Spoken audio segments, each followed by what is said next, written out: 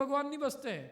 सिद्ध शिला तो उस सिद्ध शिला के भी ऊपर जो 3 वात वलय है, उन 3 वात वलय में घनोदधि वात वलय को भी क्रॉस करके, घन वात वलय को भी क्रॉस करके अंतिम जो तनु वात वलय है, उस तनु वात वलय के एक हिस्से में सिद्ध भगवान विराजते हैं।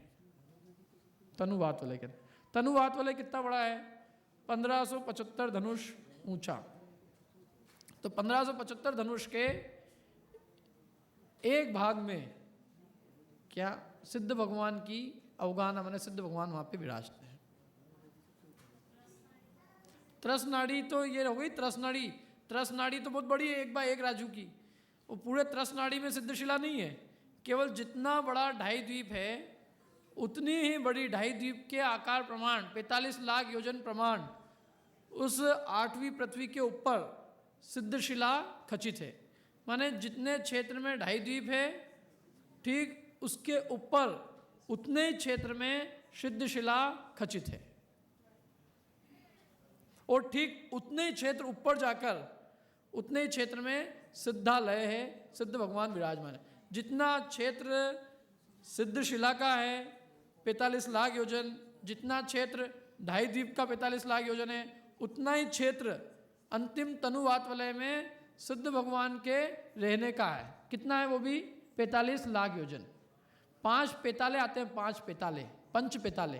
तो पंच पेताले में एक पेतालाता होता है 45 लाख योजन की ढाई द्वीप, एक पेताला है 45 लाख योजन की सिद्ध शिला, एक पेताला है 45 लाख योजन का सिद्धों का निवास स्थान, और इसके अलावा एक पेताला होता है सोधर्म इंद्र का विमान, और एक होता है पेले नरक का इंद्रक विमान, इंद्रक पटल बिल के बिल, उसको इंद्रक बिल।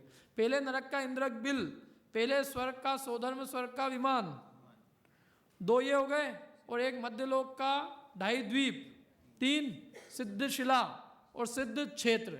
ये 5 चीजें नियम से 45 लाख योजन की होती।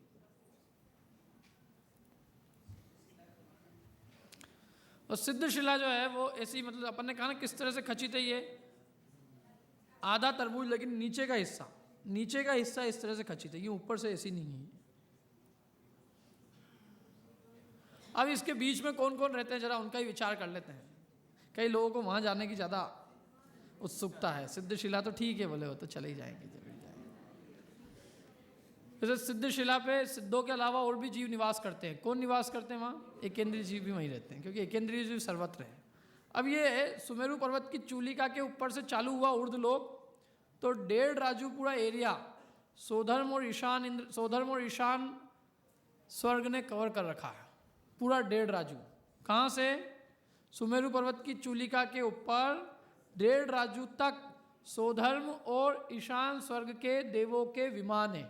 और इनके विमान कैसे हैं कि ये इनके विमानों में पटल होते हैं। पटल माने लेयर्स। जैसे अपनी यहाँ मल्टी स्टोरी बिल्डिंग होती है, लेकिन वो सब आपस में कनेक्टेड है, लेकिन यहाँ पर जो मल्टी स्टोरी पटल है वो कनेक्टेड नहीं है, बीच में आकाश है। तो पहले एक लेयर है सबसे पहले, फिर उसके ऊपर असंख्यात योजन ऊपर तक आकाश है, बीच में गैप है, और फिर उसके बाद में उसके ऊपर की लेयर है, फिर उसके ऊपर और लेयर है। ऐसे कुल मिला के पूरे इंद्रों की 63 पटल है। कितने पटल है? 63। मैंने पूरे 16 के 16 स्वर्ग, 9 ग्रेवेक, 5 अनुदिश, 5 अनुत्तर, पूरे ऊर्ध्व लोक के अंदर कुल मिला के 63 पटल है, 63। और एक पटल से दूसरे पटल के बीच में असंख्यात योजन की गैप है। तो ये 63 पटल के अंदर लगभग मेरे ख्याल से 32 पटल केवल सोधर्म और ईशान स्वर्ग के देव ही ले जाते हैं। मैंने सोधर्म स्वर्ग और ईशान स्वर्ग के जो देवों के विमान हैं वो 1.5 राजू एरिया में फैले हुए हैं, लगभग 32 पटल हैं उनके। तो 1.5 राजू तो इनका चला गया। टोटल है कितना राजू अपने पास में ऊपर तक? 7 राजू। उसमें 7 में से 1.5 राजू गया सोधर्म ईशान स्वर्ग के पास में, फिर उसके ऊपर 1.5 राजू गया सानत कुमार और महेंद्र स्वर्ग में, 3 राजू 4 स्वर्गों में चला गया। अब बाकी जितने भी स्वर्ग बचे हैं, इन एक स्वर्ग का एक कपल है, मतलब ग्रुप में है। ये सोधर्म और ईशान ग्रुप में है, फिर सानत कुमार महेंद्र है, फिर ब्रह्मोत्तर है, लांतव कापिष्ट है, शुक्र महाशुक्र है, आनत प्राणत है, आरण अच्युत है, ये सब पेयर में है। तो अब इनका पेयर कैसा चलता है कि जैसे अभी हम यहाँ बैठे हैं, तो हम यहाँ बैठे हैं तो बिल्कुल सेंटर में समझ लीजिए कैमरा है, और इसके 4 तो हो जाएगी दिशाएं, उत्तर दक्षिण पूरब पश्चिम, 4 दिशा हो गई। और 4 दिशाओं के अलावा 4 विदिशा हो जाएगी। एक ये पूरब और उत्तर के बीच की विदिशा, एक पूरब और दक्षिण के बीच की विदिशा, एक पश्चिम दक्षिण के बीच में, और एक पश्चिम उत्तर के बीच में। 4 विदिशाएं हैं, 4 दिशाएं हैं। तो इनमें जो उत्तर दिशा है वो पूरी उत्तर दिशा, और उत्तर दिशा के अलावा जो बीच की मतलब उत्तर दिशा, पूरब दिशा, पश्चिम दिशा, उत्तर उधर आ गई ना, उत्तर दिशा वो पूरब और पश्चिम, और बीच की जो विदिशा है वो सारा एरिया सोधर्म इंद्र के कब्जे में रहता है। और जो दक्षिण दिशा है, और दक्षिण दिशा के साथ में जो 2 विदिशाएं हैं वो जाती है ईशान स्वर्ग को। इतना एरिया, मतलब ईशान स्वर्ग को 1 दिशा और 2 विदिशा मिलती है, और सोधर्म स्वर्ग को 3 दिशा और 2 विदिशा।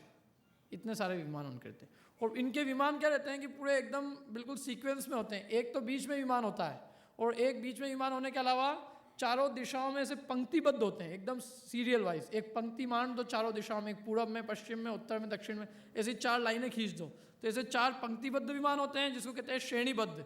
और ऐसे 4 विदिशाओं में विमान होते हैं जिनको भी कहते हैं श्रेणीबद्ध। और श्रेणीबद्ध विमानों के अलावा जहाँ तहाँ बिखरे हुए, इधर उधर कहीं भी फैले हुए जो विमान होते हैं उनको कहते हैं प्रकीर्णक। तो ऐसे श्रेणीबद्ध विमान होते हैं, प्रकीर्णक होते हैं, और बीचों बीच का विमान होता है उसको कहते हैं इंद्रक। ऐसे 3 प्रकार के विमान होते हैं, और एक एक लेयर पे विमान होते हैं। और ये कुल विमानों की संख्या है इनकी 84,97,023। कुल कितने विमान है ऊपर? 84,97,023, 84,97,023 इतने विमान हैं इनके। और उसमें से 60% विमानों पे कंट्रोल, मैंने 60% जो विमान है वो सोधर्म ईशान स्वर्ग के वहाँ पर जाकर फिनिश हो जाते हैं। और उसके अंदर भी जो मेजॉरिटी है 60%, वो अकेले सोधर्म स्वर्ग के इंद्र के कब्जे में रहती है। इस दुनिया में यदि सबसे ज़्यादा वैभव यदि किसी के पास में है तो वो सोधर्म स्वर्ग के इंद्र के पास में। वो इसलिए सब पंचकल्याणक में सोधर्म इंद्र बनना चाहते हैं। वैसे देखा जाए तो सोधर्म जो इंद्र है उससे बड़ा इंद्र तो सानत कुमार होता है, और उससे भी बड़ा ब्रह्म इंद्र, और उससे बड़ा लांता और शुक्र, सतार, आनत, आरण, अच्युत, ये सब 16 स्वर्ग का इंद्र बहुत बड़ा है। वो तो ऊपर है, मतलब उसका पुण्य भी अधिक है, विशुद्धि भी अधिक है। लेकिन फिर भी संसार में क्या करे, वैभव की ज़्यादा कीमत है। आरण अच्युत स्वर्ग के इंद्र तो इतने सस्ते चले जाते हैं कि क्या कहो, फ्री में भी लोग लेने को तैयार नहीं है। और सोधर्म और ईशान स्वर्ग की तो फिर आप देखो कितना आनंद आता है। जबकि विचार करो तो वो तो हल्के देव, मतलब हल्के इस अपेक्षा से कि नीचे वाले देव है ना वो। और चलो सोधर्म ईशान स्वर्ग में सोधर्म इंद्र तो फिर भी नियम से मुक्ति को प्राप्त करता है, लेकिन ईशान इंद्र का तो नियम भी नहीं है। सानत, जितने भी उत्तर दिशा के इंद्र हैं, माने सोधर्म है, सानत कुमार है, ब्रह्म है, लांतव है, शुक्र, सतार, आनत, आरण, इनका नियम है कि एक भावावतारी होते हैं। सारे दक्षिण दिशा के इंद्र, सारे दक्षिण दिशा के इंद्र माने ये सारे इधर के सोधर्म की जो पहले वाले हैं ना, पहले नंबर वाले इंद्र, और सोधर्म इंद्र की सच्ची इंद्राणी, और सारे लोकांतिक देव, और उसके अलावा सर्वार सिद्धि के देव, ये सब नियम से एक भावावतारी होते हैं। बाकी इसके अलावा किसी का नियम नहीं है। तो ईशान स्वर्ग वाले का, ईशान इंद्र का नियम नहीं है, लेकिन फिर भी ईशान इंद्र की बोली लगे और सानत कुमार की बोली लगे तो ईशान इंद्र महंगा जाता है, सानत कुमार सस्ता। अभी दुनिया की रीति है जैसी भी है। और लोकांतिक देव तो बहुत ही बिल्कुल, उनकी तो कोई गिनती नहीं है उनकी, क्या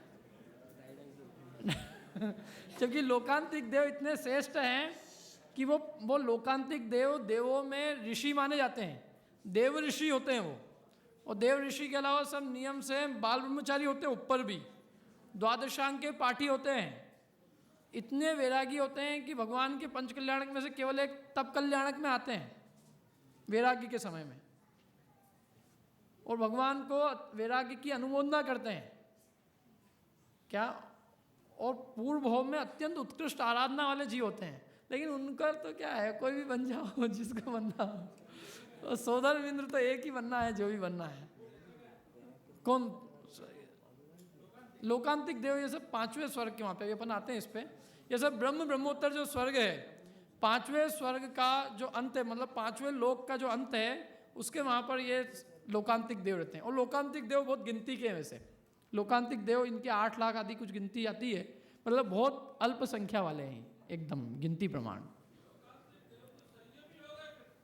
संयमी नहीं होते, फिर भी इतना होने पर भी उनकी कषाय चौकड़ी का अभाव नहीं होता।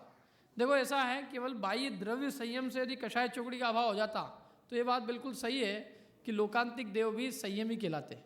लेकिन लोकांतिक देव के बाह्य संयम है, लेकिन अंतरंग कषाय चौकड़ी का अभाव उनके नहीं है, इसलिए वो संयमी नहीं कहे जाते। उनके यदि देखा जाए तो एक अनंतानुबंधी गई है, बाकी 3 कषाय चौकड़ी उनके नहीं गई। और अपन इसकी और चर्चा करेंगे किसी की। अभी पहले अपन पूरा कर लेते हैं 1 मिनट, क्योंकि अपना टाइम फटाफट भाग रहा है। तो ये 2 हो गए, ये 3 हो गए सानत कुमार महेंद्र। उसके आधे आधे राजू में सब है, तो 3 राजू तक सानत कुमार महेंद्र हो गया।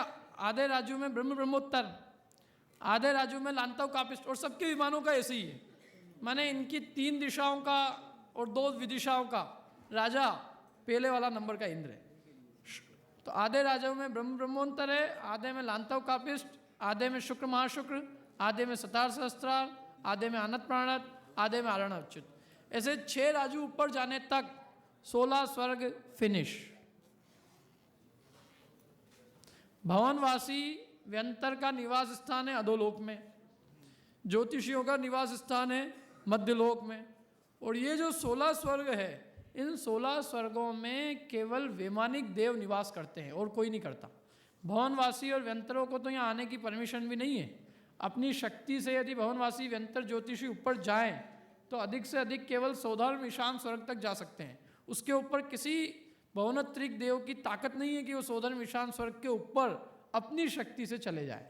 यदि ऊपर उनको जाना है और ऊपर, तो उनको ऊपर जाने के लिए ऊपर वाला कोई देव उनको साथ में ले जाए तो वो जा सकते हैं। जैसे कोई एंट्री पास गेट पे होते हैं ना, गेट पे बैठे होते हैं, भैया कहाँ घुस रहे हो, कोई हाँ यहाँ रहने वाला कोई यदि आपको साथ में ले जाए तो चले जाओ, कोई दिक्कत नहीं है। ठीक इसी प्रकार सारी व्यवस्था ऊपर है। सौधर्म ईशान स्वर्ग तक तो भवनत्रिक के देव भी जा सकते हैं, लेकिन उसके ऊपर सौधर्म ईशान स्वर्ग के ऊपर न तो भवनत्रिक के देव जा सकते हैं अपनी शक्ति से, और न सौधर्म ईशान स्वर्ग के देव जा सकते हैं। ऊपर ऊपर जाने के लिए ऊपर का देव कोई उनको ले जाए तो जा सकते हैं, अन्यथा नहीं जा सकते। और अन्य देव की सहायता से भी कोई यदि ऊपर जाए तो 16वें स्वर्ग तक जा सकते हैं। 16वें स्वर्ग के ऊपर कोई नहीं जाता। जो 16वें स्वर्ग के ऊपर है, ऊपर नो एंट्री है, जहाँ जो रहता है वो वहीं रहता है। नो ग्रेवेक वाले कभी अपने यहाँ किसी को नहीं आने देते, आने नहीं देते मतलब वहाँ कोई आता ही नहीं है। न नो ग्रेवेक में, न नो अनुदिश में, और न 5 अनुत्तर विमान में। वो बिल्कुल वहाँ एकदम बाहर की पार्टियों का बिल्कुल नो एंट्री। जो नीचे जा सकते हैं वो नीचे 16वें स्वर्ग तक है व्यवस्था। और 16वें स्वर्ग तक भी कोई दूसरा देव ले जाए तो, अन्यथा तो कहाँ तक है, दूसरे स्वर्ग तक। तो 6 राजू में तो ये 16 स्वर्ग है, और ये 16 स्वर्ग वैमानिक देवों के निवास स्थान है। इस 16 स्वर्ग के ऊपर क्या है, नो ग्रेवेक। ये नो ग्रेवेक कैसे है, ये कि 4 दिशाओं 3 के अंदर 3 अधो ग्रेवेक है, 3 ग्रेवेक अधो दिशा में, मतलब नीचे 3 है, 3 इनके बीच में है और 3 ऊपर है। ऐसे एक के ऊपर एक करके नो ग्रेवेक है। नो ग्रेवेक के ऊपर नो अनुदिश विमान है। नो अनुदिश विमान एक लेवल में है, एक लेवल में माने 4 दिशा में है, 4 विदिशाओं में और एक सेंटर में है। इस प्रकार से नो अनुदिश विमान है। और उसके ऊपर पूरे वैमानिक लोक के अंत में 5 अनुत्तर विमान है। 5 अनुत्तर विमान में जो बिल्कुल मध्य में विमान है उसका नाम है सर्वार सिद्धि। और बाकी जो 4 दिशाओं में विमान है वो जयंत, विजय, वैजयंत, जयंत, अपराजित, ये 4 प्रकार के अनुत्तर विमान है। ऐसे ये पूरा 5 अनुत्तर विमान है। और इसके ऊपर, इस 5वें अनुत्तर विमान के ऊपर 12 योजन ऊपर जाकर 8वीं पृथ्वी है। और 8वीं पृथ्वी जो 8 योजन मोटी है, और उसके बीच में सिद्धशिला है, और सिद्धशिला के ऊपर 3 वात वलय है, और अंतिम वात वलय के अंदर सिद्ध भगवान विराजमान है। इस प्रकार ये पूरा ऊर्ध्वलोक का वर्णन अपना पूरा हुआ, और ये पूरी 3 लोक की रचना अपनी पूरी हुई। अब जो भी प्रश्नोत्तर है उसके अपन चर्चा करेंगे, और आज की चर्चा यहाँ समाप्त करें। नहीं, सर्वार सिद्धि और सिद्धशिला में 12 योजन का अंतर है। जो बाल का अंतर है वो सौधर्म स्वर्ग के विमान में और सुमेरु पर्वत की चूलिका में है।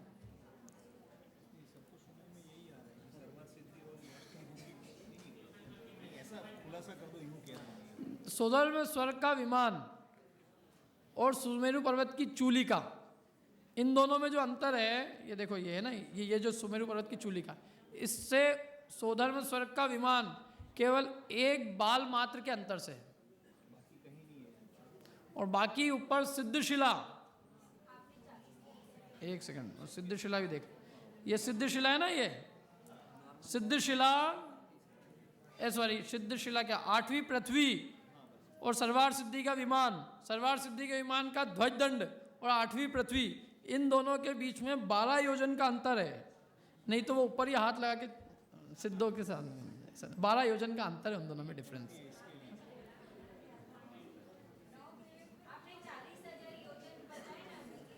ये प्रश्न ना लिख के दे दो मेरे को, जिसको भी प्रश्न पूछना हो लिख के देना, जो हो जाएगा। एक मिनट, अपन ने कुछ प्रश्न मैंने निकाले थे, एक सेकंड, एक तो ये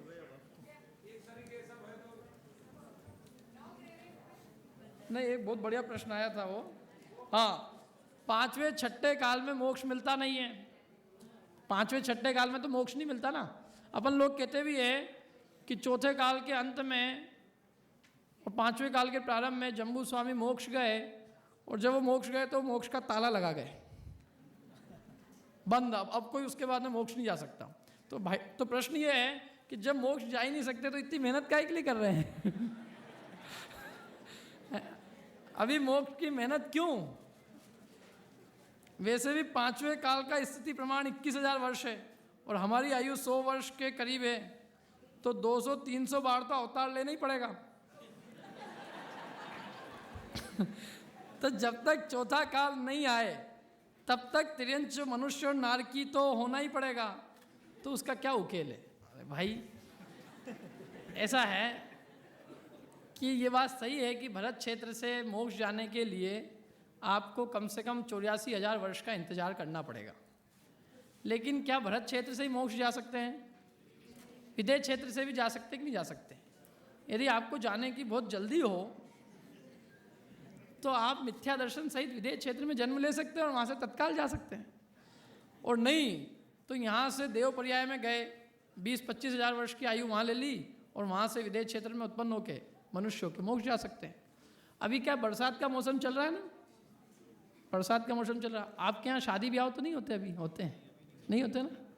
तो अब कोई कहे कि अभी शादी ब्याह नहीं होते तो फिर लड़की भी क्यों देखना, सगाई भी क्यों करना?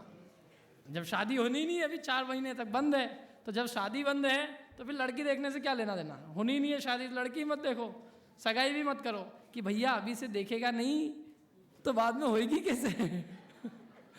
देखना तो अभी चालू कर दे, जब तक शादी का मौसम आ जाएगा तब तक यदि लड़की तैयार रहेगी तो चट फटाफट ब्याह कर देंगे।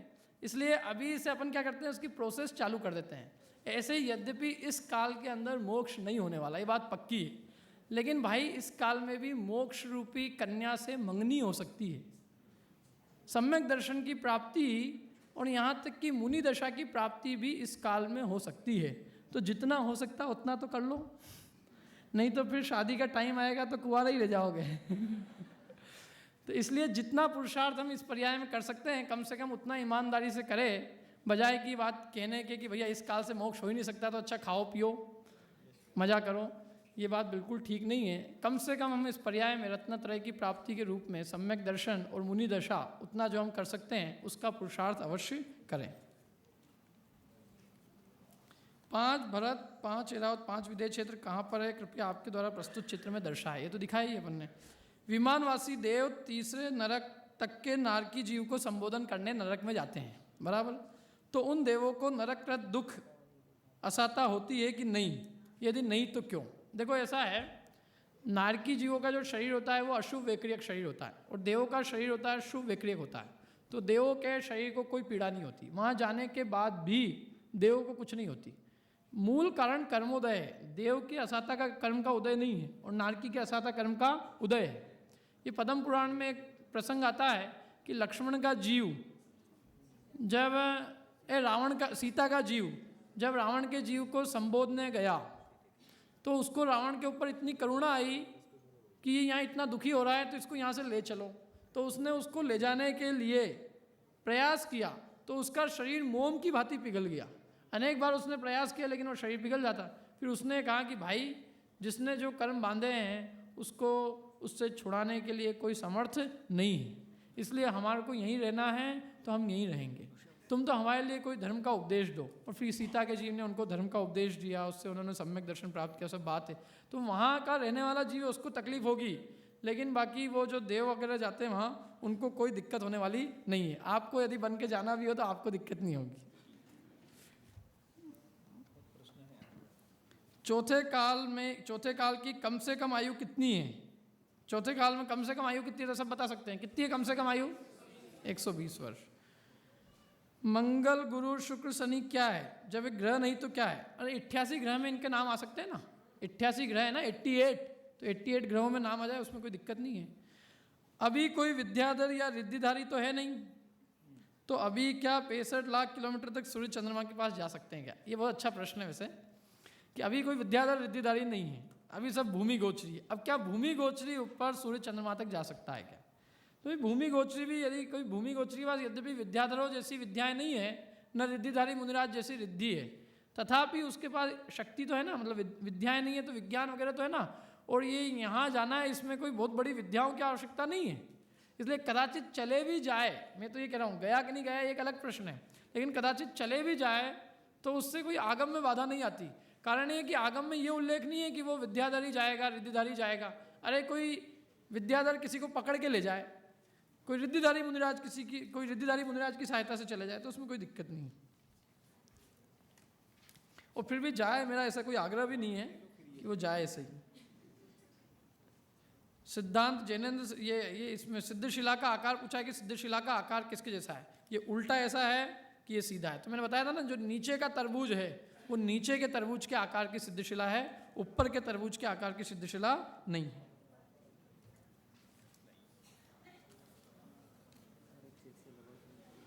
Why does the shape of 3 लोक is only in पुरुषाकार?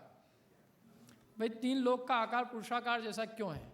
अब यदि पुरुषाकार नहीं होता और कोई होता तो आप पूछते और वैसा क्यों है? ऐसा है वैसा है, ये तो अनादि निधन रचना है, मैंने नहीं बनाई पक्के में है क्या किसी ने नहीं बनाई है? ये तो अनादि निधन रचना है, जो है सो है। इसके बाद में आर्यखंड कैन गो टू स्वयंभू रमन और नॉट। आर्यखंडी मनुष्य स्वयंभू रमन जा सकता है कि नहीं जा सकता है? जा सकता है कि नहीं जा सकता है? स्वयंभू रमन समुद्र कोई नहीं जा सकता मनुष्य। क्यों नहीं जा सकता कोई मनुष्य? क्योंकि मनुष्य की सीमा 2.5 द्वीप तक है, और स्वयंभू रमन समुद्र कौन सा द्वीप है? अंतिम, बहुत बाहर है वो तो। 7 planets are in Aryakhand. 7 planets जो है ये आर्यखंड नहीं है, तो ऊपर है। जो 7 प्लैनेट, जितने भी प्लैनेट्स है कि क्या? अच्छा, ये वाले प्लैनेट पूछ रहे हैं क्या? 7 क्षेत्र, ये जो, अच्छा, ये north America, south America, Europe के बाद में इंडिया, ये एशिया, हाँ, ये सब आर्यखंड में। 7 के साथ कॉन्टिनेंट पूछने थे, प्लेनेट है कि कॉन्टिनेंट है? जिसका ही प्रश्न है वो किस पे है, प्लेनेट पे है कि कॉन्टिनेंट पे भैया? क्योंकि कॉन्टिनेंट पे होना चाहिए था आपका। प्लेनेट तो और बहुत सारे हैं, कॉन्टिनेंट जरूर 7 है। प्लैनेट्स कौन से ऊपर वाले? ये सब ऊपर है। देखो एक चीज समझना अपने को कि ये जो आर्यखंड और म्लेच्छखंड का भेद किया, ये हमने पृथ्वी पे रहने वाले मनुष्यों की अपेक्षा किया। ज्योतिष देवों में अपन ने भेद नहीं किया। ज्योतिष देवों के तो पूरा उनका पूरा हिसाब किताब ही अलग है। माने ज्योतिष देव तो ऊपर रह रहे हैं और उनका हमारे मनुष्य लोक से कोई संबंध नहीं है। आर्य और म्लेच्छ का भेद मनुष्यों में है, देवों में कोई भेद नहीं है। तो ये तो घूमते रहते हैं, प्लेनेट कोई स्थिर भी नहीं है। जो 2.5 द्वीप में रहने वाले जो प्लेनेट है, ये कितने प्लेनेट घूमते हैं। जब ये आर्यखंड में हो जाएंगे तो आर्यखंड में दिखेंगे, जब म्लेच्छखंड में चले जाएंगे तो म्लेच्छखंड में दिखेंगे, और घूमेंगे। कभी विजयार्थ पर्वत के ऊपर आ गए तो विजयार्थ पर्वत पे दिख गए। तो ये किसी क्षेत्र की प्रॉपर्टी नहीं है।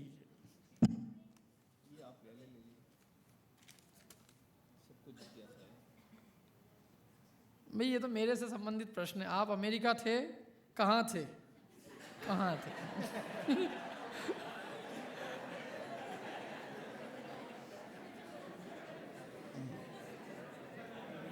और कब और कैसे आपकी श्रद्धा धर्म में लगी? कृपया वह बताइए जिससे सबको प्रोत्साहन मिले। ये तो व्यक्तिगत प्रश्न है एक्चुअल में, 3 लोग के बाहर, तो 3 लोग के सारे प्रश्न रह जाएंगे। मैं दो शहरों में रहा वैसे अमेरिका में। एक तो शार्लट में और उसके अलावा सियाटल में, और ये दोनों ही आर्य खंड में है दोनों मलेच्छ खंड में नहीं है।